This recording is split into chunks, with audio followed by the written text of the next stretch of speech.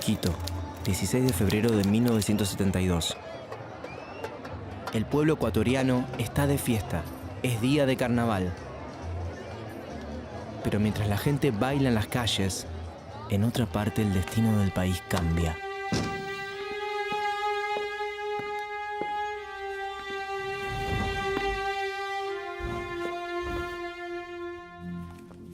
Dictadura y democracia. En Ecuador, nada es lo que parece.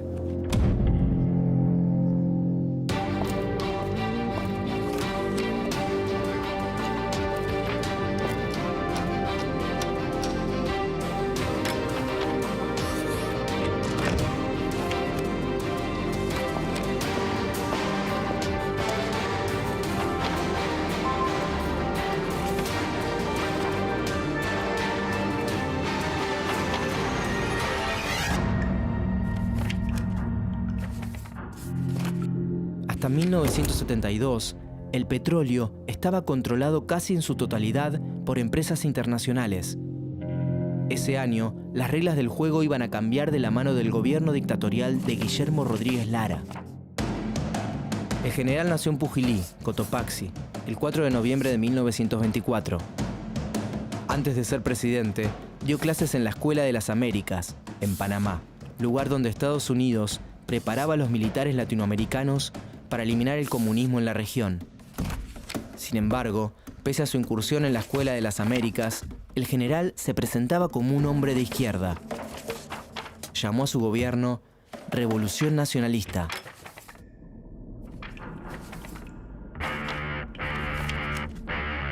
El régimen de Rodríguez Lara revisó las concesiones de las empresas extranjeras dueñas del petróleo ecuatoriano. A mediados de 1973, impulsó el ingreso del país en la OPEP, la Organización de Países Exportadores de Petróleo.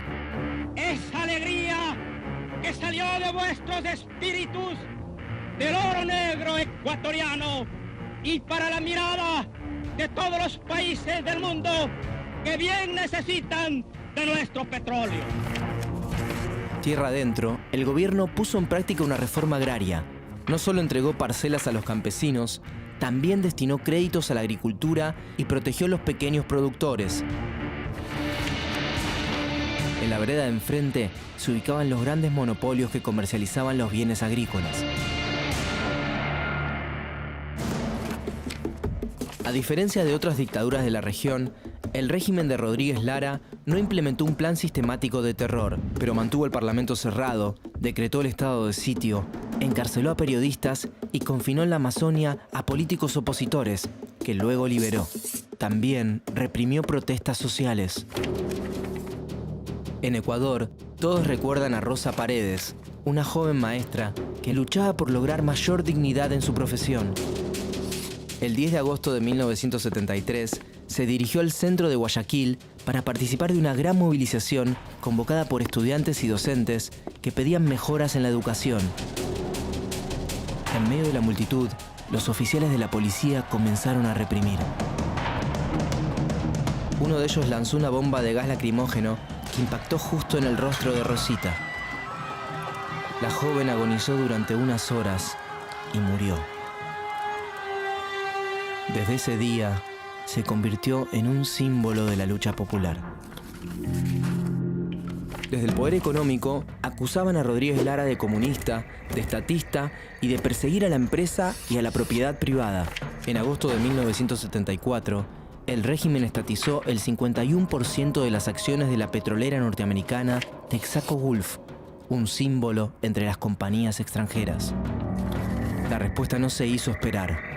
La empresa inició un boicot a la producción y a la exportación. El gobierno tuvo que dar marcha atrás a su iniciativa. Frente a la presión que recibía desde el poder local y también internacional, Rodríguez Lara debió revisar su política a favor de los sectores populares que profundizaron su lucha. El 13 de noviembre de 1975, más de 500.000 de trabajadores adhirieron a una huelga general en todo el país. Pedían un aumento de sueldo y continuar con las reformas que beneficiaban a los obreros. Unas semanas más tarde, se movilizaron los campesinos, que exigían el cumplimiento de la reforma agraria. Rodríguez Lara ya no tenía contactos en los que respaldarse. A principios de 1976, las Fuerzas Armadas lo destituyeron. Comenzaba otra etapa de la dictadura, más violenta, más dura. El nuevo triunvirato asumió el 11 de enero de 1976. Era una junta de gobierno formada por las tres armas. El régimen derogó las medidas reformistas de Rodríguez Lara, paralizó la reforma agraria, garantizó a los empresarios rurales la inviolabilidad de la propiedad de sus tierras, acentuó la dependencia con las empresas petroleras norteamericanas, devaluó la moneda y congeló los salarios. La desocupación comenzó a crecer al mismo ritmo que las protestas sociales.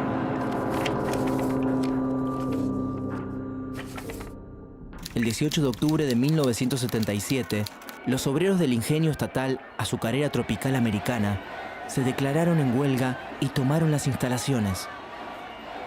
«Disponen de 2 minutos para desalojar el lugar», ordenó una voz luego de unas horas. Después vinieron las bombas vomitivas y lacrimógenas, los tiros de fusil, las corridas, los gritos. Se desconoce el número de víctimas, pero superan los 100 muertos. Ni bien se conoció la magnitud de la matanza, la población se manifestó en contra y hubo más represión.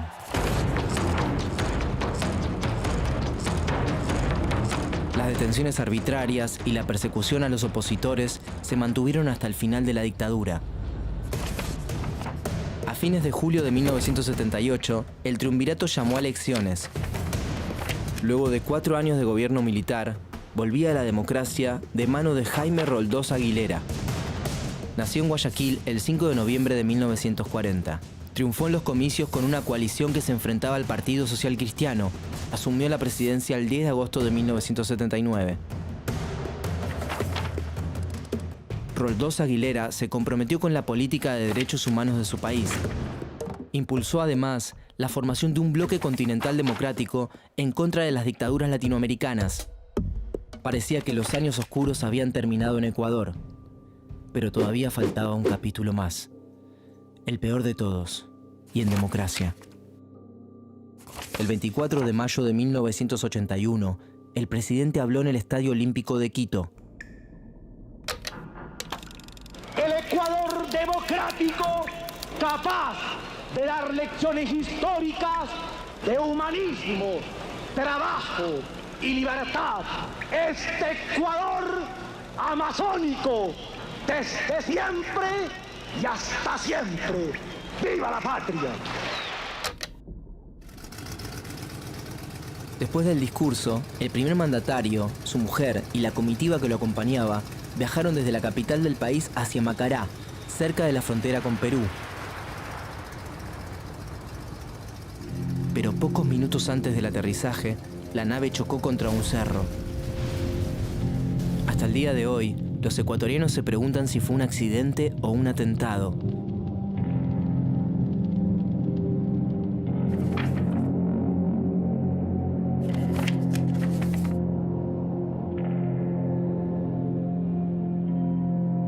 El vicepresidente concluyó el mandato en un escenario convulsionado. Ecuador quería un cambio y el 6 de mayo de 1984 votó mayoritariamente al Frente de Reconstrucción Nacional. El nuevo presidente ecuatoriano se llamaba León Febres Cordero Rivadeneira. Nació en Guayaquil el 9 de marzo de 1931. Ganó los comicios con el 51,54% de los votos. Juro ante Dios y ante la patria que jamás os traicionaré. Pese a sus promesas, Febres Cordero llevó adelante una economía regida por los vaivenes del mercado. Aseguraba que el crecimiento empresarial iba a traer aparejado el pan, el techo y el empleo. No sucedió.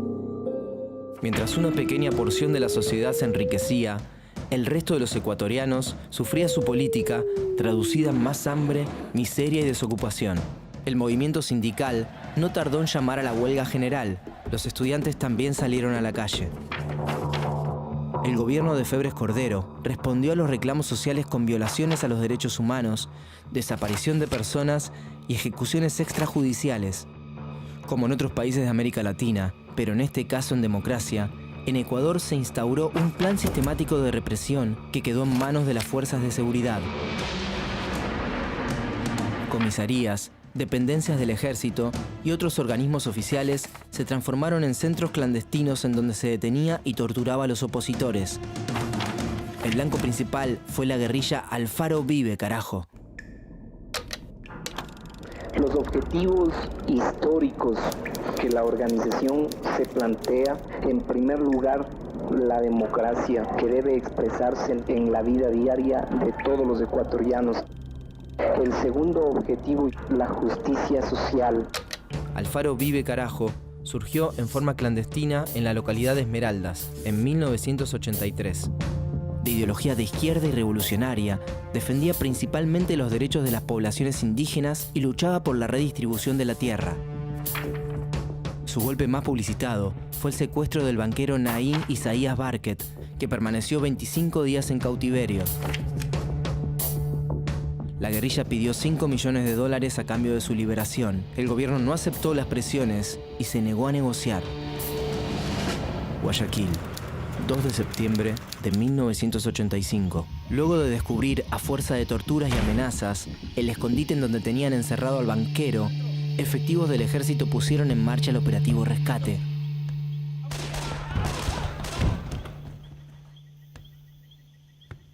Naín Isaías Barket murió en el fuego cruzado. Cayeron también los 4 guerrilleros que lo custodiaban. El resto de los miembros de Alfaro Vive, carajo fueron perseguidos uno a uno hasta desmembrar la organización. El gobierno utilizó como excusa la presencia de la guerrilla en el país para detener y torturar a todos sus opositores. Permítame expresarle un concepto. Esto no es un aumento de la violencia delincuencial.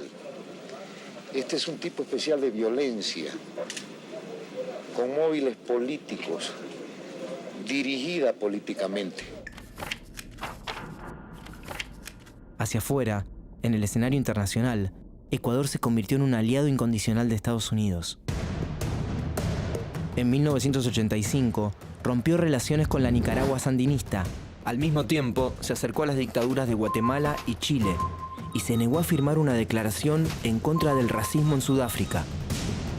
Durante el gobierno de Febres Cordero, la inflación en Ecuador subió hasta el 58%, el desempleo urbano creció un 28%, el precio de la gasolina aumentó un 260% y los salarios bajaron un 14,8%. Se registraron 126 homicidios a manos de la fuerza pública, 240 personas torturadas, 200 incomunicadas, 500 privaciones arbitrarias de la libertad y 7 desapariciones de personas. En 1988, la oposición ganó las elecciones de la mano del candidato de la izquierda democrática, Rodrigo Borja. El nuevo gobierno tomó medidas para enfrentar el problema principal de Ecuador, la pobreza y el hambre, pero mantuvo la política económica neoliberal, la misma que impuso la dictadura de 1976 y continuó más tarde Febres Cordero. La historia ecuatoriana, en la segunda mitad del siglo XX, es singular. La dictadura de los 70 intentó nacionalizar el negocio del petróleo y llevar adelante una reforma agraria. En cambio, la democracia de los 80 afianzó las leyes del libre mercado, incurriendo en las peores violaciones a los derechos humanos para callar las voces de protesta. En Ecuador, los crímenes todavía están en la mira de la justicia.